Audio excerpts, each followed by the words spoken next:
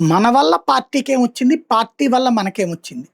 Telangana Bharatiya Janata party ఎంపీలు ఆత్మవిమర్శ చేసుకోవాల్సిన సందర్భాన్ని నరేంద్ర మోడీ తీసుకొచ్చారు. తాజాగా జరిగినటువంటి ఎన్డీఏ పక్షాలకు సంబంధించినటువంటి నాయకులు ఎంపీల మీటింగు విడిగా ప్రత్యేకించి తెలంగాణ ఎంపీలతో మాట్లాడారు. వాస్తవంగా మొన్నటిసారే అధికారంలోకి రావాల్సి ఉంది, లేదా ప్రధాన ప్రతిపక్ష స్థానం దక్కించుకోగలదు భారతీయ జనతా పార్టీ.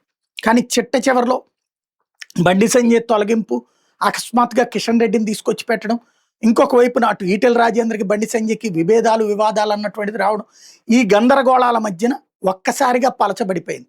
కనీసం ప్రతిపక్ష స్థానం గ్యారంటీగా కొట్టేది 30-40 స్థానాలను కొట్టగలిగే కాస్త దెబ్బతినేసింది.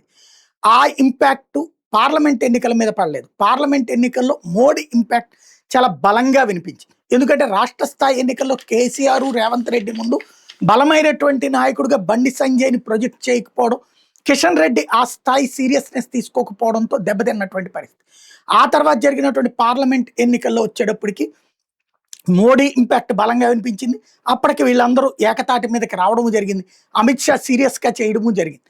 ఫలితం 8 పార్లమెంటు స్థానాలు.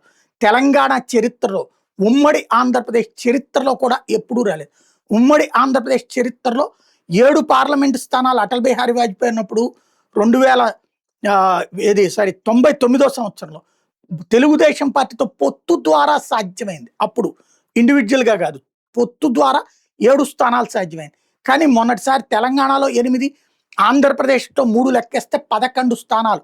42 ఉమ్మడి ఆంధ్రప్రదేశ్లో ఉన్నటువంటి దాంట్లో ఆ రోజున 7తో పోల్చుకుంటే మొన్నటిసారి అప్పుడు 7కి 6 గెలిచినట్టున్నారు.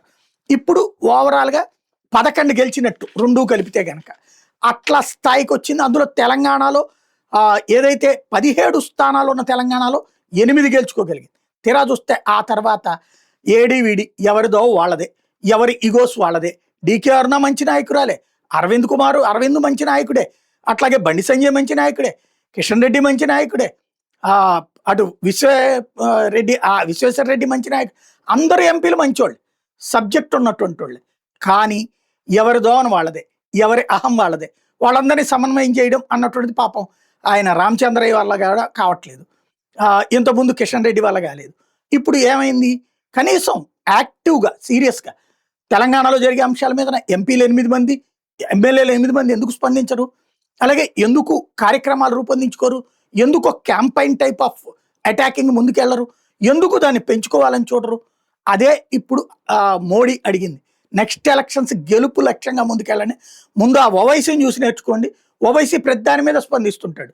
ఇక్కడ వీళ్ళది ఎప్పుడన్నా అనుకుంటే అయితే గీతే ఆ బండి సంజయ్ హిందుత్వ అంశాల మీద స్పందిస్తుంటాడు. అప్పుడప్పుడు విశ్వేశ్వరరెడ్డి గారు ఆయనకి సంబంధించినటువంటి కోపం వచ్చినప్పుడు స్పందిస్తుంటారు. డీకే అరుణ్ గారు కొన్ని రెగ్యులర్గా స్పందన అనేటటువంటిది ఉండాల్సి ఉంది. అవసరమైతే రోడ్డు ఎక్కేయాల్సి ఉంటుంది. అది ఇప్పుడు మోడీ చెప్పింది. వచ్చే ఎలక్షన్లో విజయం అన్నటువంటిది ఇప్పటిదాకా ఇక బీఆర్ఎస్ని తొక్కేశాను, నేనే 10 ఏళ్ళు 15 ఏళ్ళు అనుకుంటున్నటువంటి రేవంత్కి చెక్ పెట్టి అధికారంలోకి రావడానికి సీరియస్గా ఎఫర్ట్ పెట్టండి అన్నటువంటిది, అటు రావాలనుకుంటున్నటువంటి బీఆర్ఎస్కి చెక్ పెట్టి, అధికారంలో ఉన్నటువంటి కాంగ్రెస్కి చెక్ పెట్టి ముందుకు పరిగెత్తంటారు నాయన అని చెప్పేసి, అలాగే సోషల్ మీడియాని వాళ్ళు వాడుకోవడం అస్సలు చేత కాదు. 2 తెలుగు రాష్ట్రాల్లో చేత కాదు. సోషల్ మీడియా మేనేజ్మెంట్ తెలుగుదేశాన్ని చూసి నేర్చుకోవాలి వీళ్ళు. బీఆర్ఎస్ కూడా ఈ మధ్యన అంటోంది, కానీ వాళ్ళు ఇంకా స్పీడప్ అయినటువంటి పరిస్థితి అయితే కనిపించట్లేదు. హార్డ్ కోర్ పార్టీ ఫ్యాన్స్ వాళ్ళు ఎవరికి మూవ్ అవుతున్నటువంటి పని. రేవంత్ చూసి నేర్చుకోరు. రేవంత్ కూడా ఇంతకుముందు లేదు సోషల్ మీడియా, ఇప్పుడు పూర్తిగా వినియోగించుకుంటున్నాడు. ఇప్పుడు ఆ పని చెయ్యమని ఓ పక్కన నేరుగా సూచించారు మోడీ.